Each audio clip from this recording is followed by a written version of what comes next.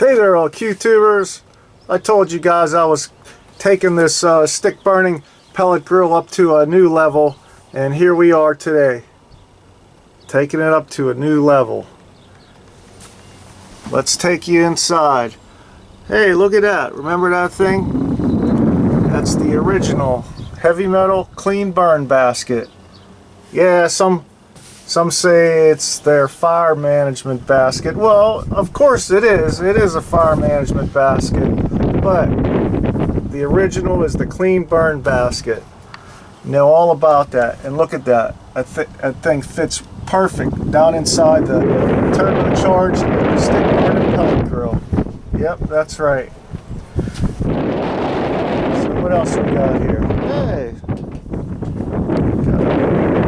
Nice stainless ring. Here's another stainless ring. Let's go on the inside here.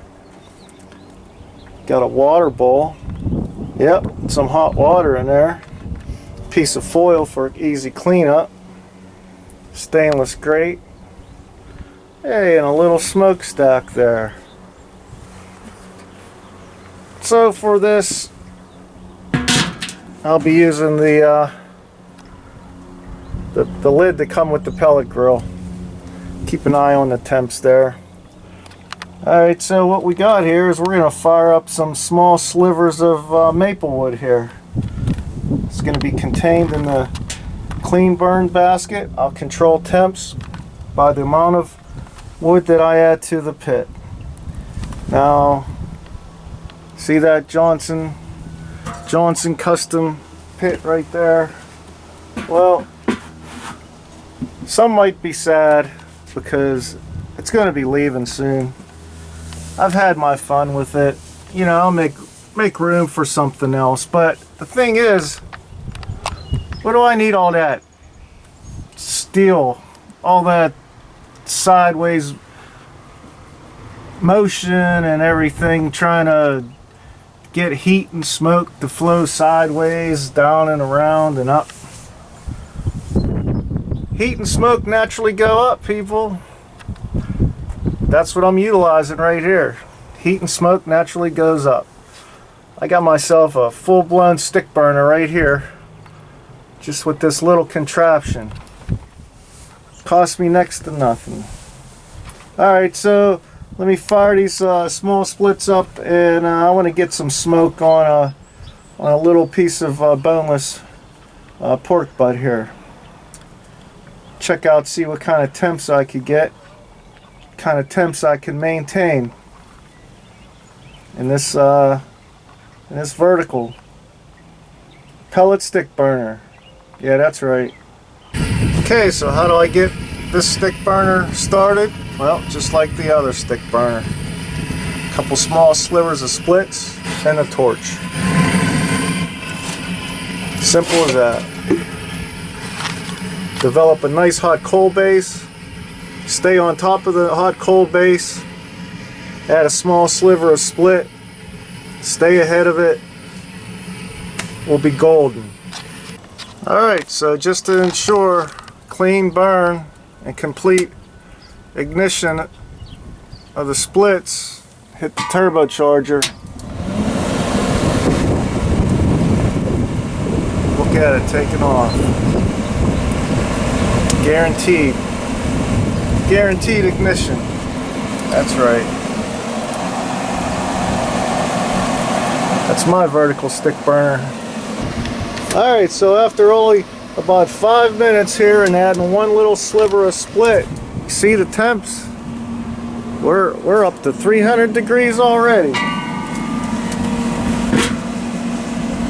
Pretty amazing. There's no waiting for the metal to heat up and all that stuff. This thing heats up quick. Heat and smoke naturally go up.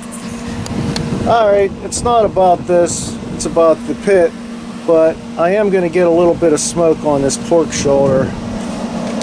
So let me just go. I got it split, it's a boneless. Go fat side down.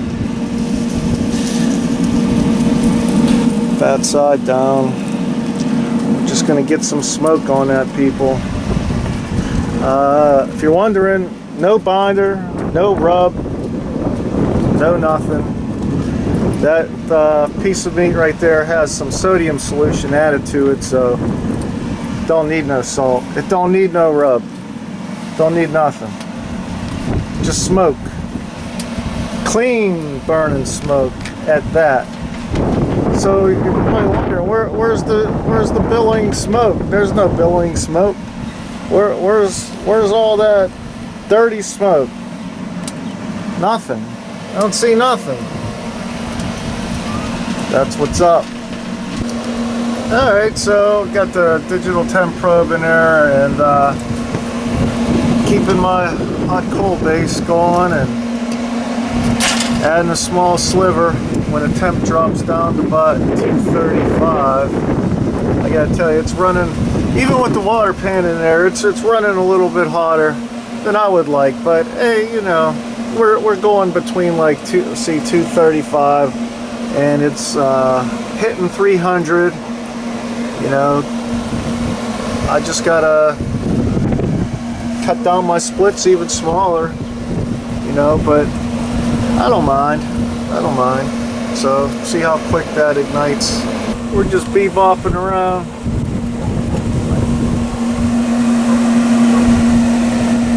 Temps are up and down, up and down. You'll have that. But 300's about the highest, so go with it. Nice and clean though, burning nice and clean. Quick ignition. Alright, keep going.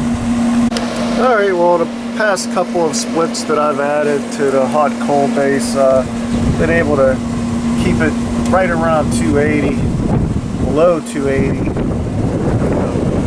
Burning clean. You throw your initial little split in there, get a little smoke, but it clears up really quick. So you can see, you know, 271. Well, that's the process right there. As you can see, clean burn basket keeps that hot coal base contained. Just a nice little coal base. You don't need anything huge for this. Just keep that coal base going. Stay on top of it. Add a small split. That's it. Alright, well folks, we're at the 3-hour mark of getting some smoke on this pork shoulder, and that's what our hot coal base is looking like, and our temp is 235, 241, and let me tell you, I've not lifted the lid since I put that digital probe in there, and that's what we're looking like. That's what we're looking like down in there.